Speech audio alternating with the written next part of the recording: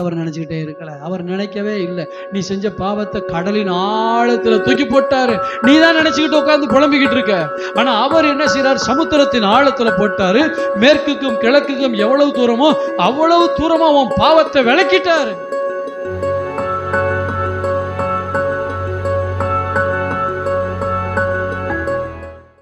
நாற்பதாம் சங்கீதம் கடைசி வசனம்.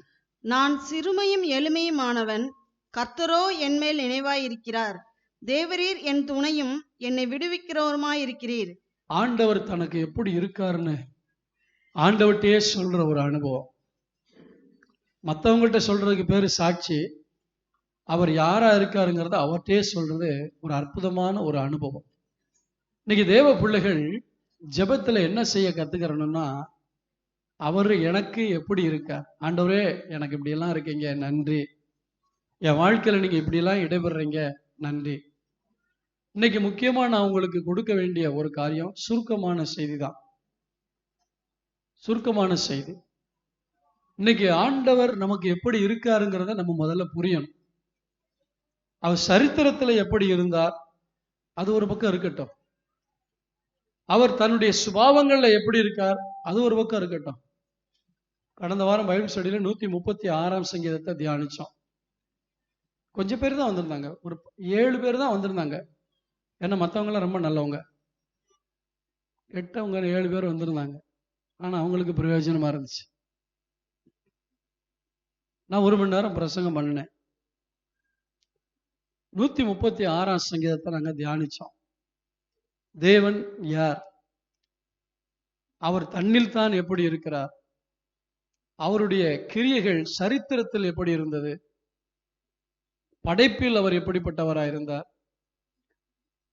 ஒரு தேசத்துக்கு அவர் எப்படிப்பட்டவராக இருந்தார்? ஒரு சமுதாயத்துக்கு எப்படிப்பட்டவராக இருந்தார்? இதெல்லாம் ஒரு பக்கம் இருந்தாலும் அவர் எனக்கு எப்படிப்பட்டவராக இருக்கார்? ஒரு பிரசங்கியார் பிரசங்கம் பண்ணிட்டு இருக்கும் போது நடுவுல இருந்து ஒரு ஆள் வந்தாராம். ஐயா, ஆபிரகாம், ஈசாக்கு, யாக்கோபு, தானியல், தாவீதுலாம் பிரசங்கம் பண்றீங்க, அவங்களுக்கெல்லாம் ஆண்டவர் நன்மை செஞ்சாருன்ட்டு. ஆபிரகாம் எங்களுக்கு தெரியாது, ஈசாக்கு எங்களுக்கு தெரியாது, ஒன்னு எனக்கு தெரியும், உனக்கு ஏதாவது செஞ்சாரா சொல்லு, நான் நம்புறேன் அப்படின்னாராம். வாழ்க்கையில சரித்திரத்தில் தேவன் எப்படி இருந்தார் என்பதை விட அவர் எனக்கு எப்படி இருக்கிறார், அதான் தனிப்பட்ட முறையில் ஆண்டவரை ருசிக்கிறது. எழுதப்பட்ட தெய்வத்தை அல்ல, என்னோடு வாழ்கிற தெய்வத்தை நான் அறிஞ்சு கொள்ளணும். பொதுவாக ஒரு தேவன் அவர் எப்படிப்பட்டவர், அது தியாலஜி, இறையியல்.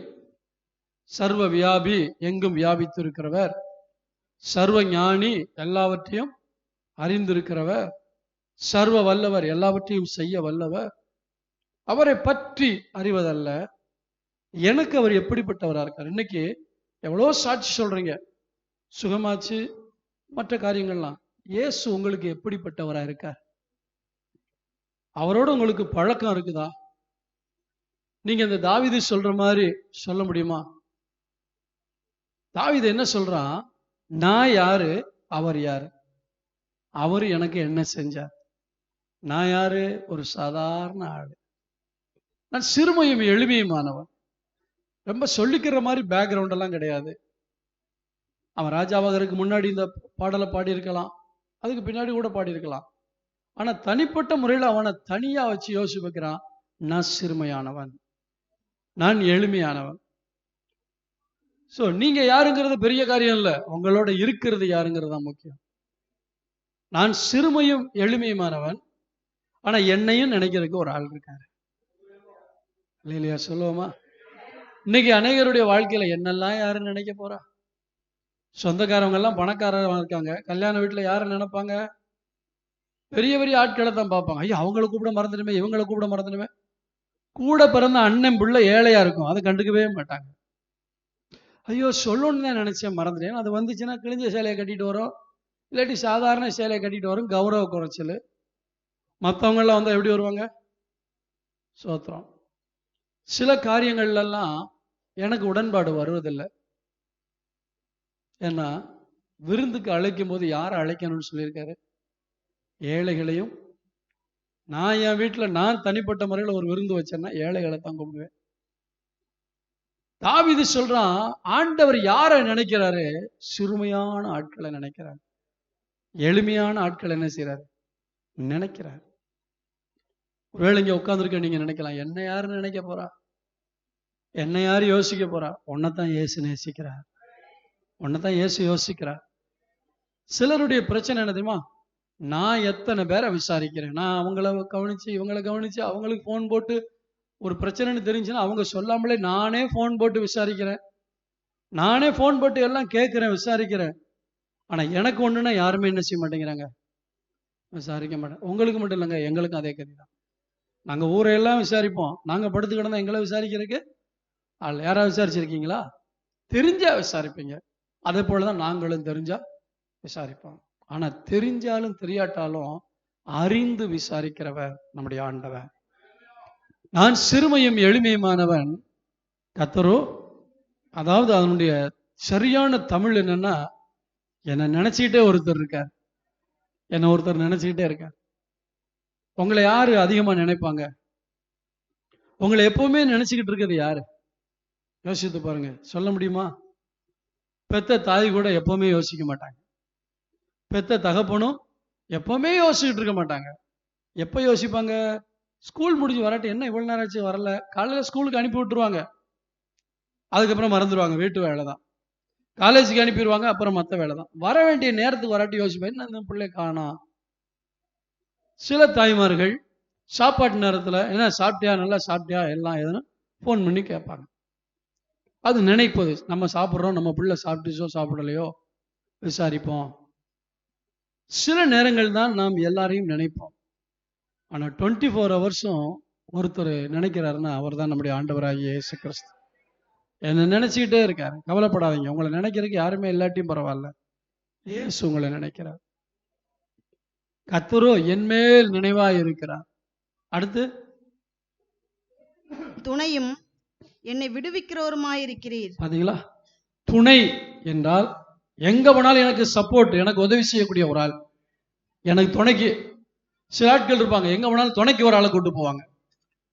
துணைக்கு கடைக்கு போனாலும் துணைக்கு ஒரு ஆள், ஷாப்பிங் போனாலும் துணைக்கு ஒரு ஆள் வேணும், எங்க போனாலும் கூட வாங்க கூட வாங்க துணைக்கு. ஏன்னா தனியா போக பயம். துணை எப்பொழுது தேவைப்படும்? பயப்படக்கூடிய சூழ்நிலை. தாவீது சொல்லலாம், நீங்க தான் எனக்கு துணை, ரெண்டாவது என்னுடைய டெலிவரர் நீங்க தான், என்னை விடுவிக்கிறவர். எப்போ விடுதலை தேவை? பல பிரச்சனைகள்ல மாட்டிக்கிற போது, பல போராட்டத்தில் இருக்கும் பொழுது. அப்ப எப்படி பார்க்கறான்? எனக்கு போராட்டம் வந்தாலும் அவர் தான், எனக்கு பயம் வந்தாலும் அவர் தான், என்னை நினைக்கிறவர் அவர் தான். இந்த ரிலேஷன்ஷிப் தான் தேவனை அதிகமா நேசிக்க வைக்க. ஆண்டவர் அதிகமா நேசிச்சது தாவீது, ஆண்டவருடைய வசனத்தை அதிகமா நேசிச்சது தாவீது. எப்பவுமே ஆண்டவரோட இருக்க விரும்புறவன், எப்பொழுதுமே ஆண்டவரை தோத்திரம் பண்ணிக்கிட்டே இருக்கிறவன். ஒரு அலையில சொல்லுங்க பார்க்கலாம். நம்ம ஆண்டவரை நேசிச்சோம்னா எப்பவுமே என்ன வரும்? நம்ம வாயில தோத்திரம் வந்துகிட்டே இருக்கும், ஸ்தோத்திரம் பண்ணிக்கிட்டே இருப்போம். தாவீது எக்காலத்திலும் கர்த்தரை நான் எக்காலத்திலும் ஸ்தோத்தரிப்பேன், எந்த காலத்திலும் பாடணும் இல்லையா? ஏன் எப்பவும் கர்த்தரை துதிக்கிறான். வாழ்க்கையில பிரச்சனை இல்லையா? பிரச்சனை இருக்கு. பிரச்சனைகள் வராத ஒரு மனிதன் உலகத்துல கிடையவே கிடையாது. செத்த பணத்துக்கு பிரச்சனை இல்லை, ஈ மொச்சாலும் அது பாட்டு கம்முன்னு இருக்கும், புழு உள்ள போனாலும் அது பாட்டு கம்முன்னு இருக்கு. ஏன்னா செத்து போச்சு. உயிரோடு இருக்க எல்லாருக்குமே என்ன இருக்கு? பிரச்சனை இருக்கு. ஆளுக்கு தகுந்த மாதிரி, இடத்துக்கு தகுந்த மாதிரி பிரச்சனைகள் இருக்கத்தான் செய்யுது. பிரச்சனை இல்லாத மனுஷன் கிடையாது. அந்த பிரச்சனையின் மத்தியிலே தேவன் அண்டையிலே வர கற்றுக்கொள்ளணும். சங்கீதம் 63ஆம் அதிகாரத்துக்கு திருப்பிக் கொள்ளுங்கள்.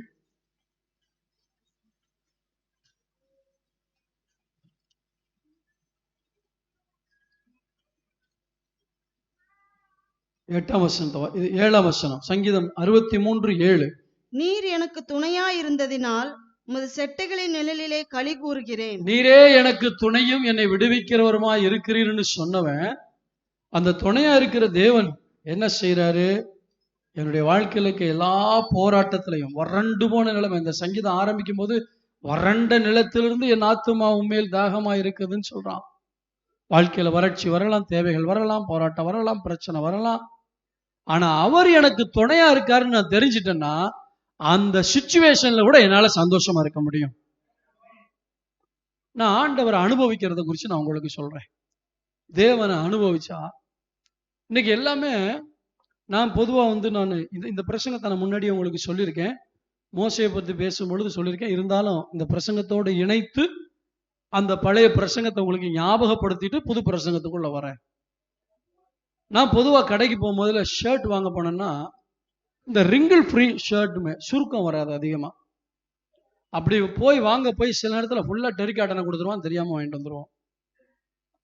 ரிங்கிள் ஃப்ரீன்னா நம்ம ஸ்டேஜில் நிற்கிற ஆட்கள் இந்த சுருங்கி போயெல்லாம் போடக்கூடாது, நீட்டா இருக்கணுங்கிறதுக்காக ரிங்கிள் ஃப்ரீ.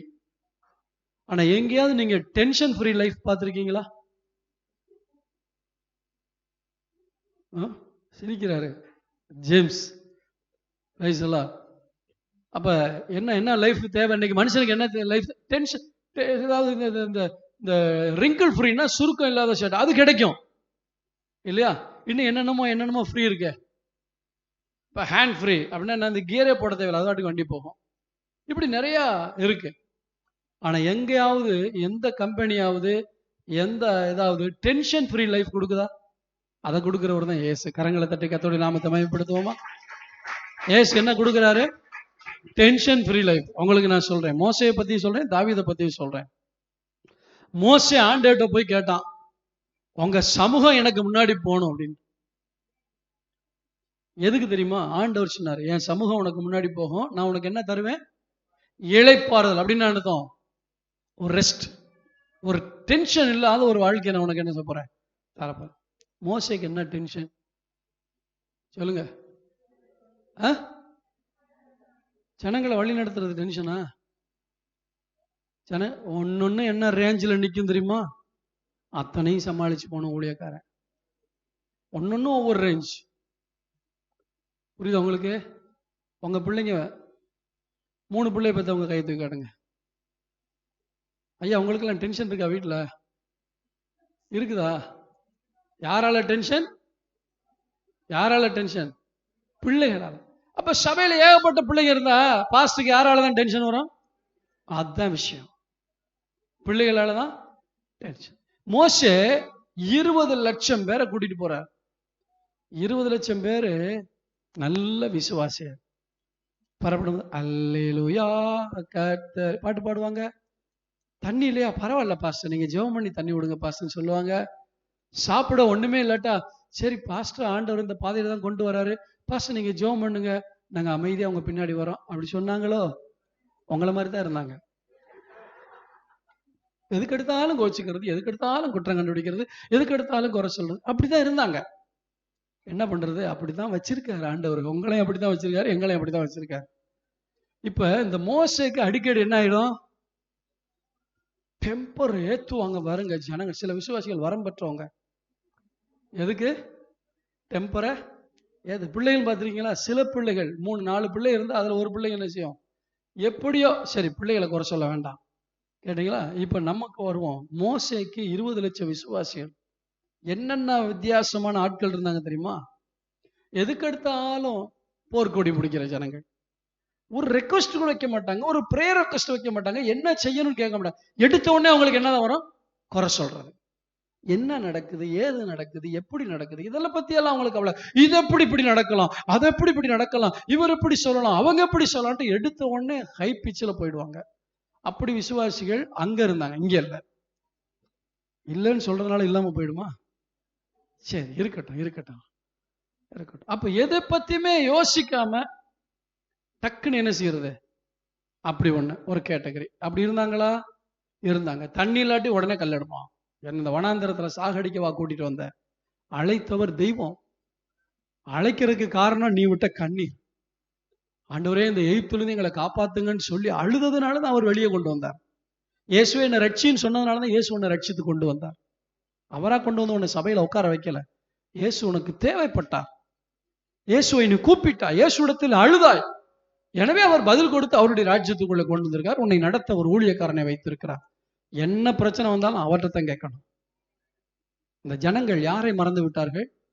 அழைத்த தெய்வத்தை மறந்துட்டு மோசேட்ட தான் வந்து எப்ப பார்த்தாலும் பிராது பண்ணுவாங்க. எதுக்கு எடுத்தாலும் இவன் பார்த்தோம், ஐயோ ஐயோ இப்படியே போனா பிபி வந்து சுகர் வந்து என்ன செய்வேன் நானே. இன்னைக்கு ஊழியக்காரங்களுக்கு 90% ஆட்களுக்கு பிபியும் இருக்கு, சுகர் இருக்கு. காரணம் யாரு? சத்தமா சொல்லுங்களேன். இப்ப மோசேக்கு ஒரு தேவை. ஆண்டவரே, நான் பாட்டுக்கு என் மனைவியோட 2 பிள்ளைகளோட சந்தோஷமா இருந்தேன். சும்மா இருக்கவனை கொண்டு வந்து ஊழியம் செய்ய வச்சுட்டு இப்போ ஒவ்வொரு நாளும் ஒவ்வொரு பிரச்சனை. 2 பிள்ளைகளை வச்சுட்டு சமாளிக்கிறீங்களே, இவ்வளவு பேர் சபையை கட்டி இழுத்து கொண்டு ஞாயிற்றுக்கிழமை மட்டும் பிரசங்கம் பண்ணிட்டு போனா பிரச்சனையே கிடையாது. உங்க வீடுகளுக்கு வரும்பொழுது உங்களை பத்தி விசாரிக்க முடியும், உங்களுக்காக ஜெபம் பண்ண முடியும், உங்களுடைய ஆவிக்குரிய வாழ்க்கைக்கு பொறுப்பெடுக்க முடியும். மோசே பார்த்தாரு, ஒவ்வொரு நாளும் டென்ஷன். இதுல வேற ஒவ்வொரு டெய்லி லிஸ்ட் வரும். இவன் என்ன அடிச்சிட்டான், இவன் என்னை அபகரிச்சிட்டான், இவன் அதை எடுத்துட்டான், இதை எடுத்துட்டான். டெய்லி பார்த்தா பெரிய கியூ நிற்கும், பெரிய கியூ. யோசிச்சு பாருங்க. மோசே இங்க உட்காந்துருப்பாரு. பாப்பா என்ன பிரச்சனை சொல்லுவாங்க, பிரச்சனை சொல்லிட்டு போ. தண்ணி குடிக்க கூட டைம் இருக்காது, வரிசையா வந்துகிட்டே இருப்பாங்க. அப்போ ஒரு ஜீனியஸ் வந்தாரு. யாரு?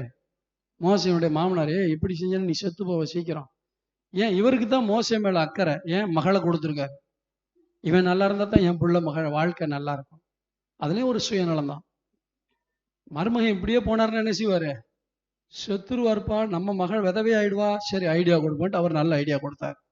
முக்கியமானதை மட்டும் பாஸ்டர்ட்ட கொண்டு போங்க, மிச்சத்தெல்லாம் லீடர்ஸ் இருக்காங்களே அவங்களுக்குள்ள என்ன செய்யுங்க, சமாளிச்சுங்க அப்படின்ட்டு. அப்படி இருந்தும் பிரச்சனை யார்கிட்ட தான் வரும்? கல் எடுத்துருவாங்க. மோசே பார்த்தாரு, தாங்க முடியல ஆண்டவரே, தாங்க முடியல ஆண்டவரே. இங்க போனா இந்த பிரச்சனை, அங்க போனா அந்த பிரச்சனை, அந்த பாளையத்துக்கு போனா அங்க பிரச்சனை. ஏன்னா 20 லட்சம் பேர் உட்கார்ந்துருந்தா யோசிச்சு பாருங்க எவ்வளவு பெரிய ஏரியா. திருவொற்றியூர்ல எத்தனை லட்சம் மக்கள் இருக்காங்க? யாருக்காவது தெரியுமா? திருவொற்றியூர்ல எத்தனை லட்சம்? சரி, இப்ப 20 லட்சம் மக்கள் மிசோரம் மாநிலத்திலேயே அவ்வளவுதான் இருக்காங்கன்னு நான் கேள்விப்பட்டேன். சில மாநிலங்களிலே மொத்த மக்கள் தொகை 30 லட்சம் 40 லட்சம். அந்த அளவுக்கு 20 லட்சம் மக்கள் இருக்காங்க. எங்க போனாலும் பிரச்சனை, யாரை பார்த்தாலும் பிரச்சனை. இப்பதான் ஆண்டவர் சொல்றாரு, ஒரு வசனத்தை நான் உங்களுக்கு வாசிக்கிறேன். யாத்திராமத்தின் புத்தகத்துக்கு திருப்பிக் கொள்ளுங்கள். 33ஆம் அதிகாரத்துக்கு திருப்பிக் கொள்ளுங்க. 33:21 வாசிங்க. பின்னும் கர்த்தர், இதோ என் அண்டையில் ஒரு இடம் உண்டு, நீ அங்கே கண்மலையில் நில்லு. ஒரு அல்லேலூயா எல்லாரும் சொல்லுவோமா? என்ன சொல்றாரு தெரியுது ஆண்டவரே? நீ எங்க போனாலும் பிரச்சனை, டென்ஷன் தான்.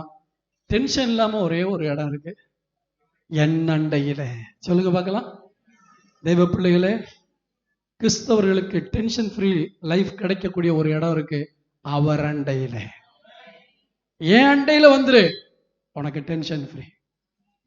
என்கிட்ட வந்துட்டேன்னா, என் சமூகத்துக்குள்ள வந்துட்டேன்னா, நான் உனக்கு இளைப்பாறுதல் தருவேன். உனக்கு இருக்கிற எல்லா டென்ஷனும் மாறிடும், உன்னுடைய சர்க்கம்ஸ்டன்ஸ் மாறிடும், உன்னுடைய சிச்சுவேஷன் மாறும்.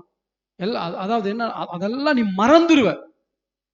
அதெல்லாம் மறந்து எனக்குள்ள வரும் பொழுது உன்னுடைய டெம்பர் எல்லாம் கொஞ்சம் கொஞ்சமா குறையும். நீங்க வேலை பார்க்குற இடத்துல டெம்பர் ஏத்துறதுக்கு ஆள் இருப்பாங்க. உங்களுக்கு கீழே வேலை பார்க்குறவங்க டென்ஷன் ஆக்குற ஆட்களா இருப்பாங்க. வேலை ஸ்தலத்துக்கு போகும் பொழுது ஏன்டா இன்னைக்கு வேலைக்கு வந்தோங்கிற மாதிரி இருக்கும். ஒவ்வொரு காரியத்தை பார்க்கும் பொழுது ஆண்டவர் சொல்வாரு, இவ்வளவு டென்ஷன் நிறைஞ்ச உலகத்துல இருக்கிய, நீ டென்ஷன் ஃப்ரீயா இருக்கணும்னா எங்கிட்ட வந்துட்டு போ, அங்க உனக்கு இளைப்பாறுதல் கிடைக்கும். இதான் விஷயம். எங்க வரணும்? அவர் சமூகத்தில். என் அண்டையில ஒரு இடம் இருக்கு. இதுலதான் சொல்றாரு, நான் உனக்கு இளைப்பாறுதல் தருவேன் 14ஆம் வசனத்துல. அந்த இளைப்பாறுதல் எங்க கிடைக்கும்? அவருடைய பாதத்தில் அமரும் பொழுது. இன்னைக்கு கிறிஸ்தவங்களுக்கு அதுக்குதான் நேரம் இல்லை, அதுக்குதான் நேரம் இல்லை. நான் ஆண்டவருக்கு முதல்ல காலையில எழுந்த உடனே அவருடைய பாதத்தில் அமர்ந்து அவரோட பேசிட்டு போனா அன்னைக்கு எனக்கு டென்ஷன் ஃப்ரீ லைஃப். எத்தனை பேர் விசுவாசிக்கிறீங்க?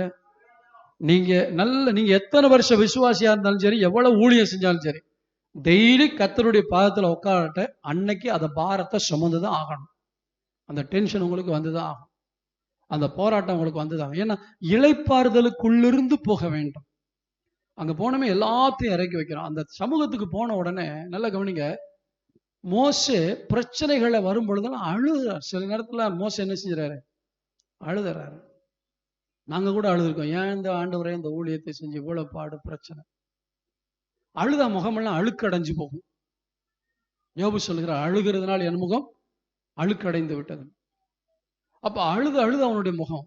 ஆனா என்ன தெரியுமா, இவன் ஆண்டவருடைய சமூகத்துல எங்கிட்ட ஒரு இடம் இருக்கு, நீ அமைதியா இருக்கிறதுக்கு, நீ டென்ஷன் இல்லாம இருக்கிறதுக்கு, நீ ரொம்ப ஃப்ரீயா இருக்கிறதுக்கு, ரிலாக்ஸ்டா இருக்கிறதுக்கு எங்கிட்ட ஒரு இடம் இருக்கு, அந்த இடத்துக்கு வந்துட்டு போ அப்படின்னாரு. அத பிடிச்சிக்கிட்டாரு. யாரு? மோசே. டெய்லி முதல்ல அவருக்கு வேலை என்னது? ஆண்டவட்ட போறது. ஆண்டவட்ட போயிட்டு வந்தா அப்படி முகம் ஜக ஜக ஜக ஜகஜன்னு சொல்லிக்க ஆரம்பிக்காமன்னு சொல்லுவோமா? மோசேனுடைய முகம் பிரகாசித்திருப்பதை ஜனங்கள் கண்டார்கள். உங்க முகம் பிரகாசமா இருக்கணுமா? ஃபேர் அண்ட் லவ்லி உதவாது. கொஞ்ச நேரம் வேஷம் போட உதவும், அவ்வளவுதான். அதுக்காக போடுறவங்கள நான் வேணான்னு சொல்லல. உலக வேஷம் அது என்னதான் போட்டாலும் இருக்கிறதா இருக்க போகுது. கழுவுனா என்ன செய்யும்? போயிடும். அக்கா பாஸ் நம்மளுக்கு இதெல்லாம் போடக்கூடாதுன்னு சொல்லிட்டாரு. நான் ஒன்றும் சொல்லலப்பா. அப்ப அதுக்கும் ஒரு குற்றம் முடிச்சிடாங்க. போடுறது போடும், என்னத்தை பூசணுமோ பூசிக்க, ஆனா அது களைஞ்சதுக்கு அப்புறம் இருக்கிறதா இருக்கும். ஆமீன் சொல்லுவோமா? அது போனதுக்கு அப்புறம் இருக்கிறதா இருக்கும். நம்ம லட்சணம் உள்ளவைகளுக்கு அலங்கரிப்பு தேவையில்லை. சரி, இப்ப மோசேனுடைய முகம் டென்ஷனாவே பார்த்த முகம் இப்ப எப்படி மாறிடுச்சு? இத மோசே கத்துக்கிட்டதுக்கு அப்புறம் என்ன நடந்துச்சு தெரியுமா? எப்ப பிரச்சனை வந்தாலும் அதுக்கு முன்னாடி ஜனங்களை பார்த்து நின்னு பேசுவார். ஜனங்களை பார்த்து நின்னு பேசி அந்த பிரச்சனையை டீல் பண்ணுவாரு. இப்ப என்ன பிரச்சனை வந்தாலும் எதுக்குப்பா வம்புன்னு முகம் குப்புற விழுத்துருவாரு. ஒரு சொல்லுங்க பார்க்கலாம். என்ன செய்வாரு? முகம் குப்புற விழுந்துமே யாரை மட்டும்தான் பார்க்கணும்? ஐயா, எனக்கு இந்த டென்ஷன் ஃப்ரீ லைஃபை தாங்க. சுத்தில இருக்க ஜனங்களை நான் பார்த்தேன்னா அவ்வளவுதான், எனக்கு வாழ்க்கை போயிடும். நான் யாரை தான் பார்க்க விரும்புறேன்? உங்களை தான் பார்க்க வரும். அப்படி முகங்குப்புற விழுந்த உடனே மேகஸ்தம்பத்துல கர்த்தர் இறங்குவார். நீங்க எப்பெல்லாம் வாழ்க்கையில சிச்சுவேஷன் மாறுதோ அப்பெல்லாம் அவருடைய சமூகத்துல முகங்குப்புற விழுந்து பாருங்க, என் ஆண்டவர் அங்கே வருவார், உங்களுக்காக கிரியை செய்வார். சரி, அதுல எப்படிப்பட்ட ஜனங்கள் இருந்தாங்க? தண்ணி இல்லைன்னா சண்டை போடுற ஜனம், சாப்பாடு கிடைக்காட்டி சண்டை போடுற ஜனம், இறைச்சி இல்லாட்டி சண்டை போடுற ஜனம். அப்புறம் இன்னொரு குரூப் இருந்துச்சு, கீழ்ப்படியாதவர்கள், எதிர்த்து நிற்கிறவர்கள். இப்படி எல்லாம் நிறைய குரூப் இருந்துச்சு. அது என் பிரசங்கமே கிடையாது. இன்னைக்கு கேட்டீங்களா? திடீர்னு யாரு? கோகாத்தின் புத்திரர் கோராகி. அவங்க என்ன சொன்னாங்க? எங்களுக்கு கொடுத்த ஊழியம் பத்தாது, எங்களுக்கு அந்த ஊழியத்தையும் கொடுக்கணும், ஆசாரிய பட்டத்தையும். இன்னொரு பிரச்சனை, ஊழியத்திலே பிரச்சனை. இப்படி பல பிரச்சனைகள்ல பல டென்ஷன்ல இவனுக்கு ஏறிக்கிட்டே இருக்குது. அப்புறம் கீழ்ப்படியாதவர்கள், தாத்தான் அபிராம் கூப்பிட்டு விட்டா வரமாட்டாங்க. அப்படி ஒரு குரூப் எல்லாம் எங்கதான் இருந்துச்சு? அந்த சர்ச்சுக்கு உங்களை பாஸ்டாக்குன்னா என்ன பண்ணிருப்பீங்க? ஹலோ, அந்த சர்ச்சுக்கு உங்களை பாஸ்டாக்குன்னா எப்படி இருக்கும்? மோசே பாவம், மோசே பாவம். இப்ப எல்லாம் ஒரு சர்ச்சில் பேர் பெற்ற 250 பேர் யாரோட சேர்ந்துட்டாங்க? கோராக. பிரபலமான ஆட்கள்லாம் பிடிச்சிட்டான். யாரு? இந்த கோரா. பிடிச்ச உடனே இவங்க எல்லாம் ஒண்ணு சேர்ந்துட்டு என்ன பண்றாங்க? மோசேக்கு ரொம்ப எழும்புறாங்க. ஆனா மற்ற ஜனங்களுக்கு என்ன புரியலன்னா, இந்த எதிராக எழும்புற கூட்டத்துல கர்த்தர் இல்ல, அழைக்கப்பட்ட கூட்டத்துல தான் கர்த்தர் இருக்குன்ட்டு. இதை பார்த்து ஒரு பக்கம் மோசேக்கு டென்ஷன். அது முடிஞ்சது, அதோட விட்டுச்சா? கூட பிறந்த அக்காவும் அண்ணனும் வர்றாங்க. யாரு? மிரியாமும் ஆரோனும் வந்து அவங்க ஒரு பக்கம் சொல்றாங்க, முகங்க பிரபுளி. ஆண்டவர் மறுபடியும் வர்றாரு, குஷ்டரோகத்தை கொடுக்குறேன். நான் உங்களுக்கு சொல்றேன், என் மனைவிட்டு கூட சொல்லியிருக்கேன். சமீபத்தில் சில பாஸ்டுங்க மேல சில பிரச்சனைகள் அப்படி இப்படிலாம் வந்தது உண்டு. ஆனா நாங்க சொல்லுவோம், அபிஷேகம் பண்ணப்பட்ட ஊழியக்காரங்களுக்கு விரதமா ஒரு வார்த்தை நம்ம பேசணும்னா அதுக்குரிய பலனை அனுபவிச்சுதான் ஆகணும். தாவீது சொல்றான், கர்த்தருடைய அபிஷேக தைலம் அவங்க மேல இருக்கு. கர்த்தருடைய அபிஷேகம் பெற்ற ஊழியக்காரன் தப்பே செஞ்சாலும் அதை பேசுறதுக்கு நம்ம நாக்கு பயப்படணும். ஏன்னா விழுந்தாலும் எழுந்தாலும் அவன் தேவனுக்கு கணக்கு கொடுப்பான். அவனை நிலைநிறுத்த கர்த்தர் வல்லவராயிருக்கிறார். அதனால அவ்வளவு சீக்கிரம் ஊழியக்காரங்களுக்கு விரோதமா வாயை திறக்கவே கூடாது. ஒரு சர்ச்சில் நிறைய ப்ராப்ளம் போய்கிட்டே இருந்துச்சு. நான் SFC போயிருக்கும் போதுல அந்த ப்ராப்ளத்தை தெரிந்த ஒருவர் அந்த பிரச்சனையை பத்தி பேசுவாருன்னு நான் பேசுவேன்னு அவர் எதிர்பார்த்தார். எனக்கு தெரியும், வாயே திறக்கல. நான் வந்ததுக்கப்புறம் அதை பத்தி ஏதாவது பேசுனீங்களா என்கிட்ட கேட்டாங்க. அதை பத்தி பேசவே மாட்டேன். ஏன்னா அதை பத்தி பேசுறதுக்கு எனக்கு உரிமை இல்லை. ஒரு கர்த்தருடைய அபிஷேகத்தை பெற்ற ஊழியக்காரவங்க கர்த்தருடைய முழு நேர ஊழியத்தை செய்யறவங்கள தப்பே பண்ணாலும் நீங்க சொல்லலாம், தப்பு பண்ணாட்டி நாங்க பேச மாட்டோம். தப்பு பண்றாங்கல்ல, தப்பே பண்ணட்டும், நீ பேசாத. ஏன் தெரியுமா? அது ஆபத்து. நம்ம என்ன செய்யக்கூடாது? ஊழியக்காரங்களுக்கு விரோதமா எழும்பக்கூடாது. சரி, நான் இன்னைக்கு பிரசங்கம் பண்ண வந்தது என்னன்னா, ஒரு இளைப்பாறுதல். அந்த இளைப்பாறுதல் எங்க கிடைக்குது? அவருடைய வார்த்தை. டென்ஷன் ஃப்ரீ லைஃபை கர்த்தர் தராரு. அதுக்கு என்ன? முதல்ல நான் அவருடைய சமூகத்தில் விழுந்து கிடக்கணும். டென்ஷன்லயே வாழ்ந்தா என்ன வரும்? என்னென்ன வியாதி வரும் சொல்லுங்க பார்க்கலாம். பிபி, சுகரு, அப்புறம் ஏகப்பட்ட வியாதி, அல்சரு, அதுன்னு வரும். ஆனா மோசே மரித்த போது பூர்ண ஆயுசுல ஒரு வியாதி இல்லாம மரிச்சான். கரங்களை தட்டி கர்த்தருடைய நாமத்தை மகிமைப்படுத்தும். அவன் மட்டும் தேவ சமூகத்தை தெரிந்தெடுக்காம இருந்தான். நம்ம எல்லாம் கத்துக்கிறணும். நமக்கு ஏன் வியாதி வருது, நமக்கு ஏன் சுகர் வருது, நமக்கு ஏன் பிபி வருதுன்னா பிரச்சனை நம்ம தலையில போட்டுக்கிறோம். இந்த பிரசங்கத்தை எடுக்கும்போது கர்த்தர் எனக்கு கத்துக் கொடுத்தார். என்ன தெரியுமா? நீ முகங்குப்புற விழுந்து எங்கிட்ட சொல்றதுக்கு பதிலா உனக்குள்ள போட்டு குழப்புறதுனாலதான் உனக்கு ஏகப்பட்ட பலவீனங்கள். ஆனா இவ்வளவு 20 லட்சம் ஜனங்களை நடத்தின மோசைக்கு சுகர் கிடையாது, பிபி கிடையாது, அல்சர் கிடையாது, அது கிடையாது, இது கிடையாது, எந்த வியாதியும் கிடையாது. எப்படிப்பா? ஒன்னே ஒண்ணு, அவரண்டையில் ஒரு இடம் உண்டு. எத்தனை பேர் விசுவாசிக்கிறீங்க? எனக்கு அவரண்டையில் ஒரு இடம் உண்டு. அங்க மட்டும் போயிட்டோம்னா டென்ஷன் ஃப்ரீ லைஃப். இப்ப தாவீதை எடுத்துக்கொள்வோம். தாவீதோட இருந்தது யாரு? ஒரு பக்கம் சவுல் வரட்டுறான். அண்ணன் தம்பி எல்லாம் நானும் படிச்சு பாக்குறேன். யாராவது உங்களுக்கு தெரிஞ்சா சொல்லுங்க, நான் தப்பு விட்டுருக்கலாம். நான் அவ்வளவு பெரிய ஞானி கிடையாது, மேதை கிடையாது. எத்தனையோ பேருக்கு எவ்வளவோ பொறுப்புல ஊழியத்தை கொடுத்திருந்தான் தாவீது ராஜாவானதுக்கு அப்புறம். ஆனா இவங்க அண்ணன்மாருக்கெல்லாம் என்ன பொறுப்பு கொடுத்தான்னு நான் பார்க்கவே முடியல. உங்களுக்கு தெரியுமாமா?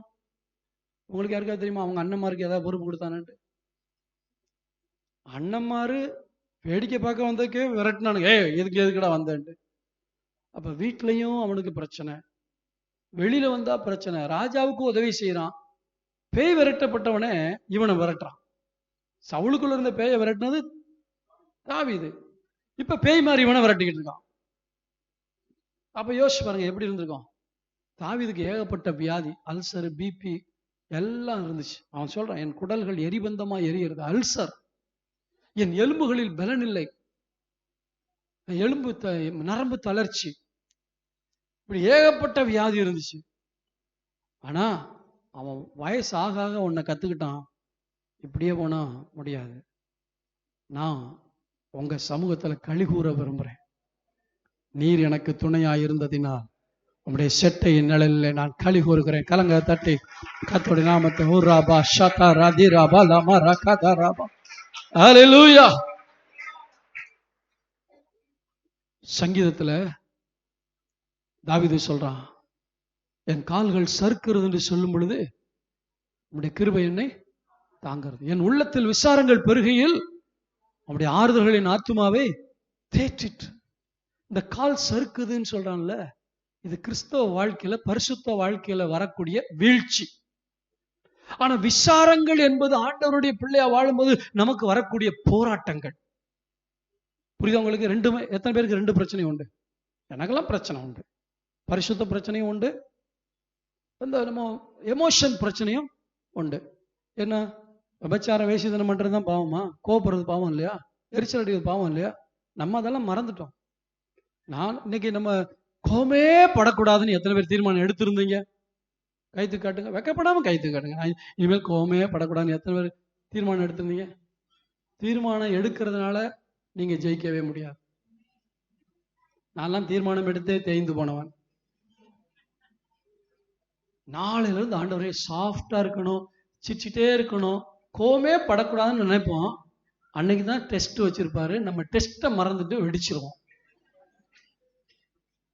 நல்ல கவனிங்க, தேவ சமூகத்தில் உட்கார்ந்து இருக்கும் பொழுது ஆத்துமா பலன் அடைந்து ஆன்மீக வாழ்க்கை வரும். தேவ சமூகத்துல உட்கார்றது குறைபடும் பொழுது மனுஷிகம் வெளிப்படும், பழைய மனுஷனா இருப்போம். அப்ப நமக்கு சந்தேகம் வரும், இத்தனை வருஷத்துக்கு அப்புறமா நமக்கு அந்த பழைய பாவமே வருது, அப்ப நம்ம என்ன ரட்சிக்கப்படல? ரட்சிக்கப்பட்டதுல தப்பு கிடையாது. எதுக்கு இடம் கொடுக்கிறேன்? மாம்சத்துக்கா ஆவிக்கா? அப்ப மாம்சத்துக்கு இடம் கொடுக்கும்போது பழைய மனுஷன் வந்து நிப்பான், என்ன பண்ணானோ அத்தனையும் பண்ணுவான். அப்ப ஆவிக்கு இடம் கொடுக்கும்போது பழைய மனுஷன் ஒதுங்கிடுவான், புது மனுஷனா இருப்பான். அப்ப புது மனுஷனுக்கு இடம் கொடுக்கணும்னா அவருடைய சமூகத்துல உட்கார்ந்து இருக்கணும். அப்ப கால் சறுக்கும். ஒவ்வொருத்தருக்கும் எந்த பாவத்துல பலவீனமா இருக்காங்களோ அதை குறிச்ச போராட்டம் இருந்துகிட்டே இருக்கும். ஆண்டவர்கிட்ட சொல்லணும், ஆண்டவரே என் கால் சறுக்குதுன்னு சொல்லணும். தாவீதை ஏன் தெரியுமா ஆண்டவர் தாங்கினாரு? ஆண்டவரே நான் பாவத்துல விழுந்துருவேன் போல இருக்குப்பா, என்னை காப்பாத்துங்க ஆண்டவரே, எனக்கு வர்ற சோதனை அதிகமா இருக்கு ஆண்டவரே. இதை ஓப்பனா பேசுற ஃப்ரெண்டு தான் நம்முடைய ஆண்டவன். வேற யார்ட்டையும் உன் போராட்டத்தை பேசாத, உன் ஃப்ரெண்டுகிட்ட கூட பகிர்ந்து கொள்ளாத. இயேசு உனக்கு நல்ல ஃப்ரெண்டு. உன் என்ன போராட்டமா இருந்தாலும், என்ன பாவ போராட்டமா இருந்தாலும் ஓப்பனா அவர்கிட்ட போய் ஷேர் பண்ணு. உன்னை கட்டி அணைப்பாரு. என் பிள்ளை என்கிட்ட ஓப்பனா பேசுறேன், நான் உனக்கு கிருபை தர்றேன்டா. இதுதான் பாவத்தை ஜெயிக்க வைக்குமே தவிர நாளையில இருந்து நான் இதை செய்ய மாட்டேன் அப்படி தீர்மானம் என்னை ஜெயிக்க வைக்காது. நான் என்ன தீர்மானம் எடுக்கணும்? தேவ சமூகத்துல உட்காரணும், தேவனுடைய உதவியை கேட்கணும், தேவனுடைய உதவியை நாடணும்னு தீர்மானம் எடுக்கலாம். நான் நாளையில இருந்து இதை செய்ய மாட்டேன்னு தீர்மானம் எடுக்காதீங்க. செய்யாம இருக்கிறது கிருபை. நம்ம எல்லாம் பரிசுத்தமா வாழ்றதுக்கு என்ன காரணம்? கிருபை. நம்ம பைபிள் ரீடிங், நம்ம ஜெபம் அதெல்லாம் ரெண்டாவது, முதல்ல கிருபை தான் தாங்குது. என் கால்கள் சறுக்கிறது என்று கர்த்தாவே நான் உம்மிடத்தில் சொல்லும் பொழுது உம்முடைய கிருபை என்னை தாங்க. ரெண்டாவது சொல்றான், உள்ளத்துல விசாரம். அட்மினிஸ்ட்ரேஷன்ல இருக்கான், பல போராட்டங்கள். யோசிச்சு பாருங்க, ஒரு ராஜாவுக்கு, எங்க ராஜாவுக்கு சாப்பாடு தாங்க நல்லா இருக்கும், ட்ரெஸ் தாங்க நல்லா இருக்கும், போராட்டங்கள் நம்மளை விட அதிகமா இருக்கும். அப்படின்னு சொல்லுவோமா? நம்மளை விட போராட்டம் அதிகமா இருக்கும். இப்ப சொல்றான், என் உள்ளத்துல விசாரம் பெருகும் பொழுது உம்முடைய ஆறுதல்கள் என் ஆத்மாவை. அப்ப என்ன இருக்கு? அவர் தான் எனக்கு துணை, அவர் தான் இந்த லைஃப்ல இந்த டென்ஷன்ல இருந்து என்னை விடுவிக்க கூடியவர். நீங்க இருக்கிற உங்களுக்கு ஆண்டவர் சொல்லுகிறார், என்ன வேலை செஞ்சாலும் எங்க இருந்தாலும் உலகத்துல உபத்திரவம் உண்டு, டென்ஷன்கள் உண்டு. ஆனா அவருடைய செட்டையின் நிலையில வந்து கழிகூற கற்றுக்கொள்ளுங்கள். அவர் அண்டையிலே உங்களுக்கு ஒரு இடம் உண்டு. என் அண்டையிலே ஒரு உள்ளத்துல விசாரங்கள் பெருகுது. தாவீது வருத்தப்படுத்தினதிலே மிக முக்கியமா வருத்தப்படுத்தினது யார் தெரியுமா? யோவாப். யோவாப் யோவாப் தான் ராஜாவை ரொம்ப வருத்தப்படுத்தினான். எப்படின்னா, உயிரை கொடுத்து வேலை செஞ்சவன் அவன் தான். எங்க போனாலும் யுத்தத்துக்கு முதலா நிற்பான். ஆனா கடைசியில ராஜாட்டே வந்து த்ரெட்டன் பண்றான், ஒழுங்கா வெளியே வந்து நில்லு, ஜனங்கள்லாம் வெற்றியோட வந்துகிட்டு இருக்காங்க, நீ உன் மகனை நினைச்சு அழுதுகிட்டு இருக்கியா, அப்சலோமை நினைச்சு, நீ வெளியே வரல, சின்ன வயசுல இருந்து நீ பட்ட பாடுகளை விட அதிகமா சந்திக்க வேண்டியிருக்குன்னு த்ரெட்டன் பண்றான். யாரு? இவனால் நியமிக்கப்பட்ட ஒரு படைத்தலைவன் த்ரெட்டன் பண்றான். நான் யோசிக்கிறேன், தாவீது பக்கமா இருந்து நான் யோசிக்கிறேன், என்னதான் அயோக்கியனா இருந்தாலும், நீங்க பெத்த பிள்ளை பயங்கர அயோக்கியனா இருந்தாலும் செத்தா அழாம இருப்பீங்களா? எங்க இந்த வயிற்றுல பிள்ளை பெத்த பாசம் போகவே போகாது. எவ்வளவு அயோக்கியத்தை நம்ம எத்தனை பேர் நான் சொல்றது ஆமான்னு ஒத்துக்கிறீங்க? பிள்ளை பெற்றவங்களுக்கு தான் அது அருமை தெரியுமாங்க.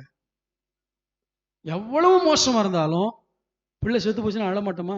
தாவீது பாசம் நிறைஞ்சவன். அப்சலோம் இவனை கொல்ல வந்தான், உண்மைதான்.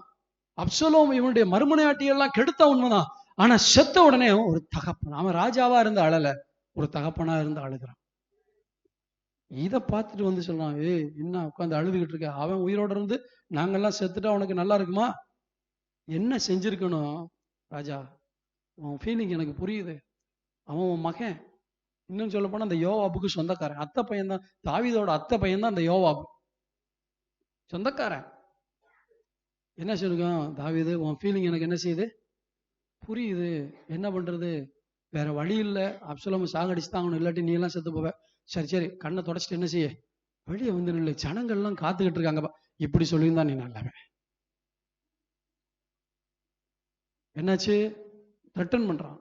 கடைசியில் என்ன பண்ணிட்டான்? அதோனிராமோட போய் கூட்டி சேர்ந்துக்கிட்டு சாலமோன் ராஜாவா மற முடியாத அளவுக்கு கூட்டு சதி பண்றான்.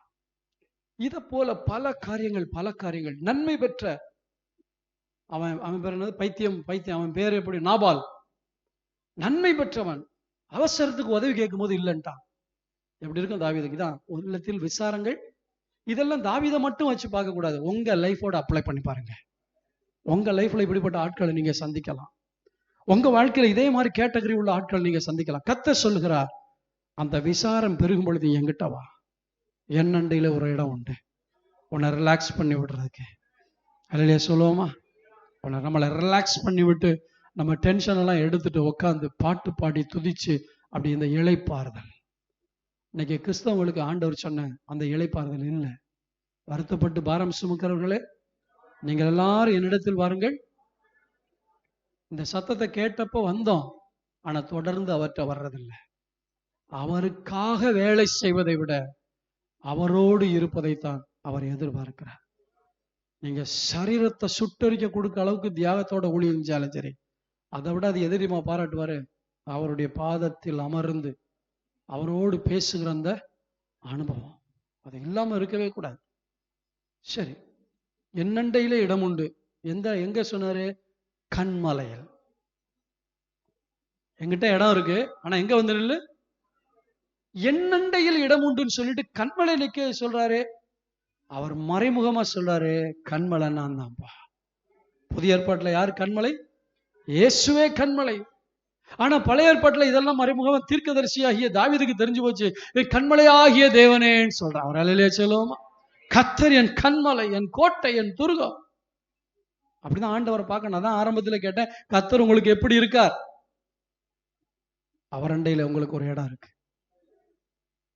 கம்பெனிகள்ல போகும்போது வேக்கண்ட் இல்லைன்னு சொல்லலாம், ஆனா எப்ப போனாலும் உங்களை ஏற்றுக்கொள்றதுக்கு கர்த்தர் அண்டையில ஒரு இடம் உண்டு. நான் யோவானுடைய வாழ்க்கையை யோசிச்சு பார்த்தேன். யோவானுடைய வாழ்க்கை டென்ஷன் பார்ட்டினா யாரு? இந்த யோவான். தனக்கு ஒரு அங்கீகாரம் கிடைக்கலனுமே எகுரும் கோவம், மதிக்காட்டி போதும், என்ன எப்படி மதிக்காம போலான்ட்டு கோவம் ஏறும், டென்ஷன் ஏறும். என்னன்னா வேற ஒண்ணும் இல்லை, இயேசுவும் ஜனங்களும் போனாங்க ஒரு கிராமத்துல, அவங்கள ஏத்துக்கறல. உடனே உனக்கு என்ன வந்துருச்சு? டென்ஷன். நம்மளை ஏத்துக்கறலையே, நம்ம யாரு? ஊழியம் செய்றவங்க, ஊழியக்காரராகிய நம்மளை இவங்க அவமதிக்கிறாங்களே அப்படின்ட்டு இவனுக்கு என்ன ஏறுது? டென்ஷன் ஏறி கேட்கிறாரு ஆண்டவர்கிட்ட, ஆண்டவரே எலியா செஞ்சது போல வானத்திலிருந்து அக்கினி இறக்கி அழிக்கலாமா? ஆண்டவர் கேட்டாரு, இது மாம்சம் கிரியை செய்யுது, ஆனா ஆவி கிரியை செய்யறது இல்ல. நீ இன்னும் ஆவி. அநேக நேரத்தில் நம்ம ப்ராப்ளத்தை எப்படி தெரியுமா, நானும் சேர்த்து எப்படி தெரியுமா ஃபேஸ் பண்றோம்? மாம்சத்துல ஃபேஸ் பண்றோம். ஆனா ஆண்டவர் ஸ்பிரிட்ல ஃபேஸ் பண்ண சொல்றார். ஸ்பிரிட்ல ஃபேஸ் பண்ணணும். மாம்சத்துல நம்ம ஃபேஸ் பண்ணோம்னா மாம்சத்தின் கிரியைகள் நமக்குள்ள இருந்து வர ஆரம்பிச்சோம். ஸ்பிரிட்ல ஃபேஸ் பண்ணும்போது என்ன ஆகும்? ஆண்டவர் சொல்லுவார். அவ்வளவு கோபத்துல இருப்போம், 5 நிமிஷத்துல அமைதியாக்கி விட்டுருவாரு. கத்த இதெல்லாம் ஒண்ணும் இல்லடா அப்படின்றவார். அவ்வளவுதான், நம்மளுடைய டெம்பரேச்சர் என்ன செய்யும்? இறங்க ஆரம்பிச்சிடும். இப்ப இவ்வளவு பெரிய இடிமுழக்கத்தின் பிள்ளைகள், இடிமுழக்கம்னா ரொம்ப சவுண்டா சாப்பிட்டா சைலன்சர் பொருத்திட்டா வரும். இடி இடிக்குது, சைலன்சர் பொருத்திக்கிட்டா இடிக்குது, அது சத்தமா தான் டமால் டிமில்னு.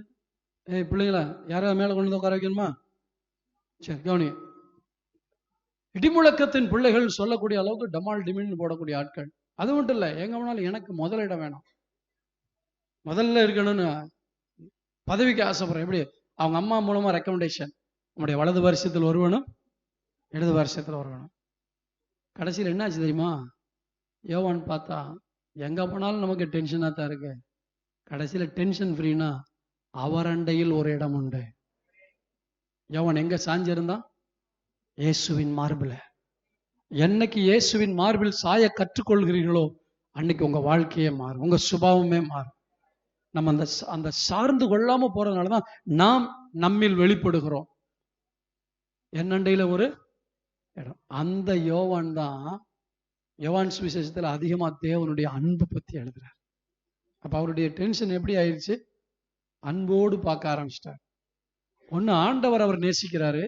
ஆண்டோடைய யோவான் சுவிசேஷம் 3ஆம் அதிகாரம் 16ஆம் வசனம், தெரிஞ்சவங்க மனப்படமா சொல்லுங்க. தேவன் தம்முடைய ஒரே பேரான குமாரனை விசுவாசிக்கிறவன் எவனோ அவன் கெட்டு போகாமல் நித்திய ஜீவனை அடையும்படிக்கு அவரை தந்தருளி இவ்வளவாய் உலகத்தில். அதுக்கு முன்னாடி ஆண்டவரே வல்லமையை எடுத்து அழிச்சிடலாமா அப்படின்னு நினைச்சவன் ஒருத்தரும் அழியக்கூடாது அன்பை காட்டுறான். காரணம் என்ன தெரியுமா? முதல்ல மாம்சத்துல டென்ஷன்ல வந்த உடனே மாம்சத்தின் தீர்மானங்கள் இருந்துச்சு, இறங்கி அழிச்சிருவான், வல்லமையை கொண்டு வாங்கன்றேன். ஆனா அதே யோவான் தான் ஆண்டவரை புரிஞ்சுக்கிட்டதுக்கு அப்புறம், மார்பிள சாஞ்சதுக்கு அப்புறம், அவருடைய இருதய துடிப்பு அறிஞ்சதுக்கு அப்புறம் சொல்றாரு, ஒருத்தரும் அழியக்கூடாதுங்கிறதான் அவருடைய சித்தம். அதனாலதான் அப்புறம் சொல்றாரு, நீ ஆண்டவரை மட்டும் நேசிக்காத, மத்தவனை நேசிக்க பழகு, உனக்கு டென்ஷன் ஃப்ரீ ஆயிடும். அடுத்தவனை நேசி. தன் சொந்த சகோதரனை பகைத்தவன் ஒருவனும் இல்லையா. நீ தேவனிடத்தில் அன்பு கூறுவது போல உன் சகோதரனிடத்திலும் அன்பு கூறு. அப்ப ஒப்புரவாக்குறார். சண்டை இல்லாம, பிரச்சனை இல்லாம அந்த டென்ஷனை மாத்தி ஆண்டவருடைய மார்பிள சாய்ந்து இப்ப ஒன்னா கொண்டு வரார். இந்த யோவான் மார்பில் சாய்ந்திருந்தபடியால் என்ன நடந்துச்சு தெரியுமா? எல்லா சீஷர்களும் இரத்த சாட்சியா மரிச்சாங்க. இரத்த சாட்சியா மரிக்காம இயற்கையில மரித்த ஒரே ஒருவர் இந்த யோவான். அவருக்கும் பிரச்சனை இல்லாம இல்ல, பத்மு தீவுகள்லாம் நாடு கடத்தினாங்க. ஆனா அங்க போய் வெளிப்படுத்தின விசேஷத்தை எழுதி நமக்கு கொடுத்தார். அதுக்குதான் அவர் ஆண்டவர் வச்சிருந்தாரு, நீ டென்ஷன் இல்லாம நிறைய காரியத்தை எழுதணும்பா, அதனால என்ன செய்ய, என் மார்பிளையே சாய்ந்து கொள். அந்த மார்பிள சாய்ந்து இருந்ததுனாலதான் காட்டி கொடுக்கிறது யார்? ஆண்டவரே பதில் சொல்றார். சந்தேகங்களை தீர்த்து வைக்கிறார், மறைபொருட்களை வெளிப்படுத்துகிறார். இன்னைக்கு உங்களுக்கு ஆண்டவர் என்ன சொல்றாரு தெரியுமா? என்னண்டையில ஒரு இடம் உண்டு. அதனாலதான் தாவீதுக்கு ஒண்ணு தெரியும், என்ன நினைக்கிற ஒரு தெய்வம் இருக்கிறார். நான் இந்த பழைய பிரசங்கத்தை கொஞ்சம் தொட்டுட்டு வந்தேன், இப்பதான் புது பிரசங்கத்துக்கே வரப்போறேன். பிரசங்கம் முடிஞ்சிருச்சுன்னு நினைச்சீங்களோ? சரி, எடுத்துக்கொள்ளுங்க. சங்கீதம் இது என்ன ஒரு 5 நிமிஷம் 10 நிமிஷம், அதோட முடிஞ்சுக்கும், கவலைப்படாதீங்க. ஸ்தோத்திரம். கர்த்தரோ என்மேல் நினைவா இருக்கிறார். இப்ப எத்தனை பேர் சொல்லுங்க பார்க்கலாம், கர்த்தர் என்னை நினைக்கிறார்னு சொல்றவங்க மட்டும் கரங்களை வைத்து காட்டுங்க பார்க்கலாம். கர்த்தரோ என்மேல் நினைவா இருக்கிறார். அப்ப என்ன அர்த்தம்? என்ன நினைக்கிற தெய்வத்தினுடைய பாதத்துல நான் போய் உட்கார்ந்தா என் வாழ்க்கை லகுவா இருக்கும், என் வாழ்க்கையில இருக்க பிரச்சனையெல்லாம் மாறும். இன்னைக்கு ஒரு தீர்மானம் எடுங்க, அவர் அண்டையில எனக்காக ஒரு இடம் இருக்கும் பொழுது நான் உட்கார்ற இடம் காலியா இருக்கக்கூடாது. யோசிச்சு பாருங்க, டெய்லி நீங்க ஒரு இடத்துல உட்காந்து ஜெபம் பண்றீங்க, ஒரு நாள் போகாட்டி அந்த டைமுக்கு ஆண்டவர் வந்துருவாரு, பாப்பாரு என் பிள்ளை இருக்க இடம் காலியா இருக்கு. எத்தனை நாளாச்சு அந்த இடத்துல நீங்க போய் உட்காந்து? ஆண்டவர் உங்களை சந்திச்சு உங்களோட பேசி தன்னை வெளிப்படுத்தி உங்களோடு பல பாரங்களை பகிர்ந்து கொண்டாரே, அந்த இடத்துல போய் உட்காந்து எவ்வளவு நாள் ஆச்சு?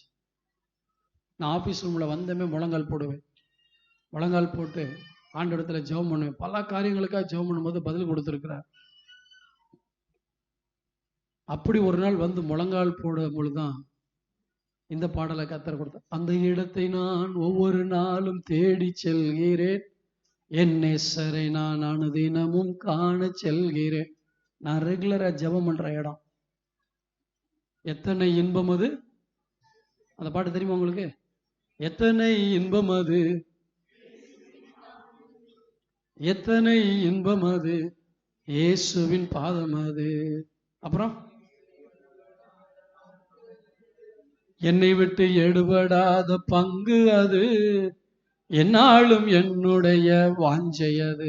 இதெல்லாம் அனுபவத்துல அந்த இடத்துக்கு போய் உட்கார்ந்த உடனே ஆண்டுடைய சமத்துல, முன்னாடியெல்லாம் வந்து முழங்கால் படிக்கிட்டு ஜெபம் பண்ணுவேன், இப்போ கொஞ்சம் முடியல, வந்து உட்காந்துவேன். அப்படி ஆஃபீஸ் ரூம் உட்காந்து சேர்ல உட்காந்து, வீட்டுல எல்லாம் ஜெபம் பண்ணிட்டு தான் வருவேன்.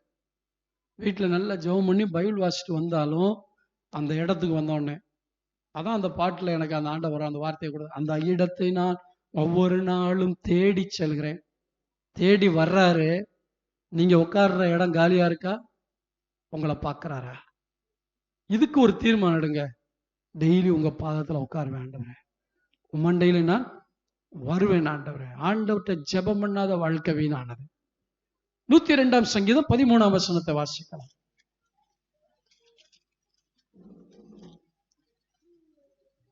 தேவரீர் எழுந்தருளி சீயோனுக்கு இறங்குவீர், அதற்கு தயை செய்யும் காலமும் அதற்காக குறித்த நேரமும் வந்தது. ஒரு காரியத்தை செய்யணும்னு நம்ம நினைப்போம், நாளைக்கு மத்தியானம் 2 மணிக்கு இதை செய்யணும்னு நினைப்போம்.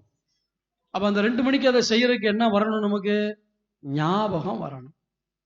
ஞாபகம் வராட்டி என்ன செய்வோம்? ஐயோ மறந்துட்டோமே. இப்ப குறித்த காலம்னா தேவன் ஏற்கனவே எல்லாவற்றையும் இந்தந்த நேரத்துல இதை செய்யணும்னு குறிச்சு வச்சிருக்கார். உங்களுக்கு குறிச்சு வச்சிருக்காரா? எத்தனை பேர் விசுவாசிக்கிறீங்க என் வாழ்க்கையில எல்லாத்தையும் ஆண்டவர் குறிச்சு வச்சிருக்காருன்னு?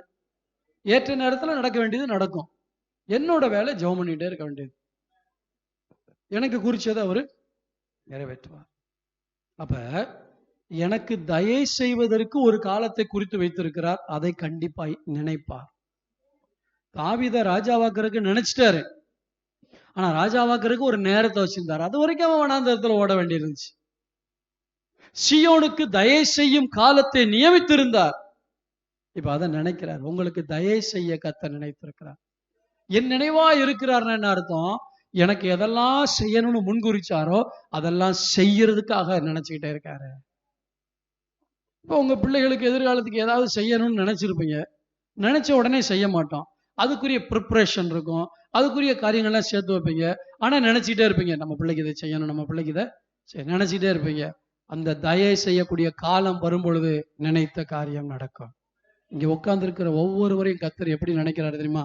என் பிள்ளைக்கு இந்த மாசத்துல இதை செய்யணும், அடுத்த மாசத்துல அதை செய்யணும், என் பிள்ளைக்கு இந்த ஆசீர்வாதத்தை கொடுக்கணும், அந்த ஆசீர்வாதத்தை கொடு. இதைத்தான் அவர் நினைச்சுக்கிட்டு இருக்காரு ஒழிய நீ செஞ்ச பாவத்தை அவர் நினைச்சுக்கிட்டே இருக்கல. அவர் நினைக்கவே இல்லை. நீ செஞ்ச பாவத்தை கடலின் ஆழத்துல தூக்கி போட்டாரு.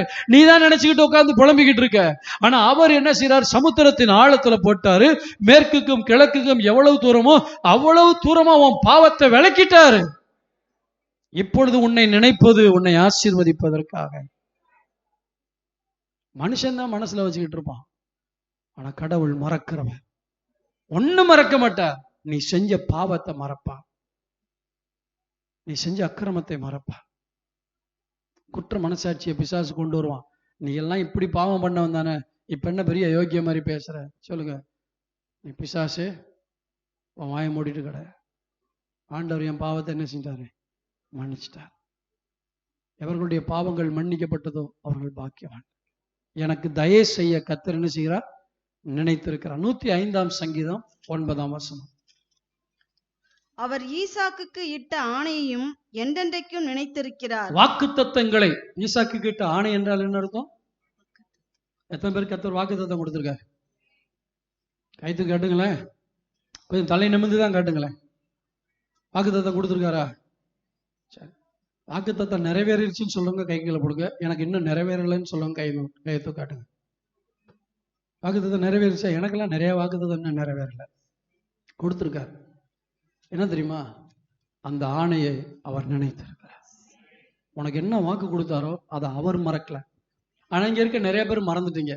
வாக்கு கொடுத்தாரு, மறந்து போச்சு. என்ன வாக்கு கொடுத்தாருன்னு மறந்து போச்சு. எழுதி வைக்கணும்.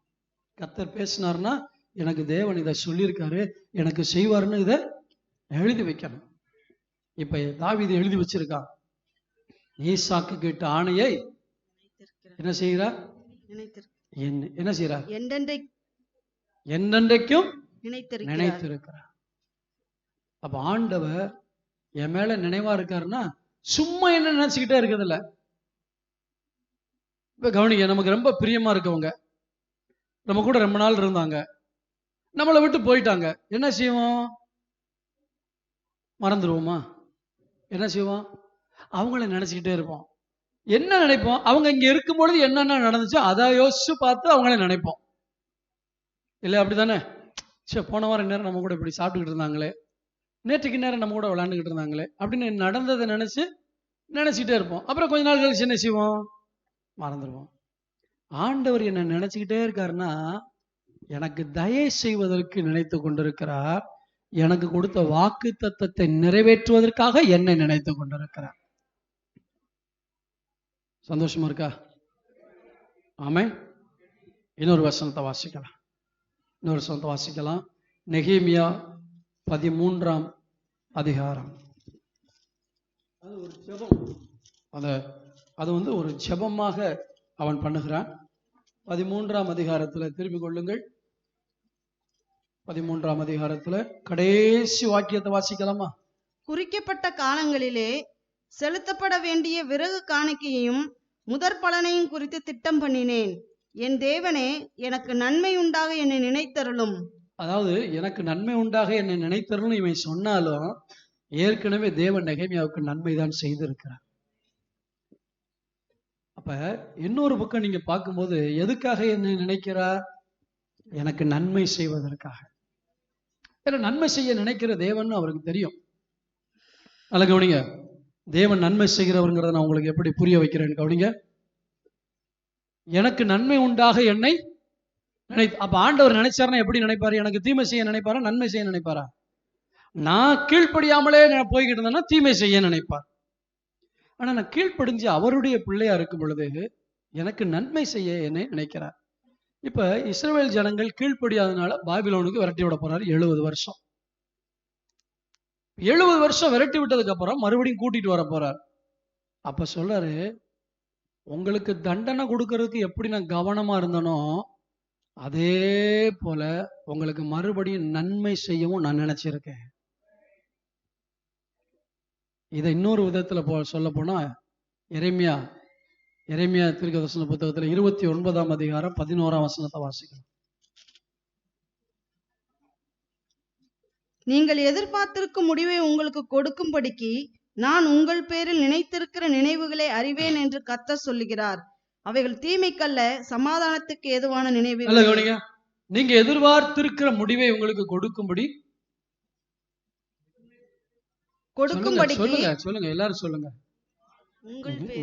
நீங்கள் எதிர்பார்த்திருக்கும் முடிவை உங்களுக்கு கொடுக்கும்படி நான் உங்கள் பேரில் நினைத்திருக்கிற.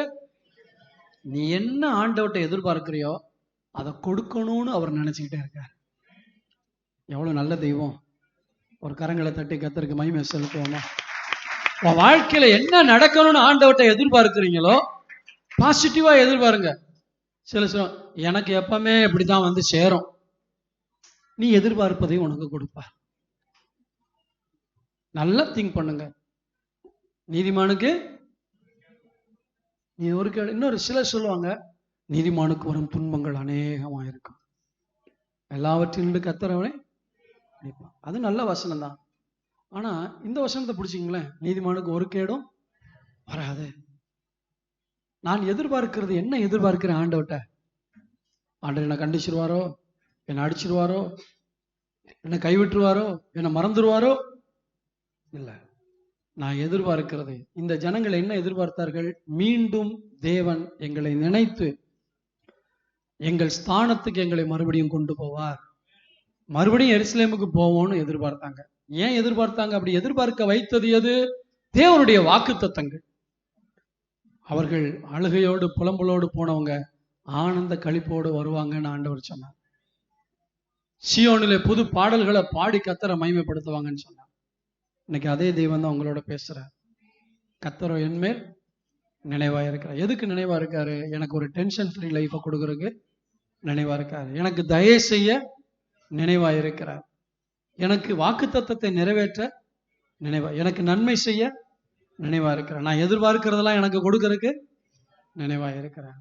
முழங்கால் படிக்கிட்டு இந்த தெய்வத்தை கொஞ்ச நேரம் தோத்திரம் பண்ண போறோம், ஆராதிக்க போறோம்.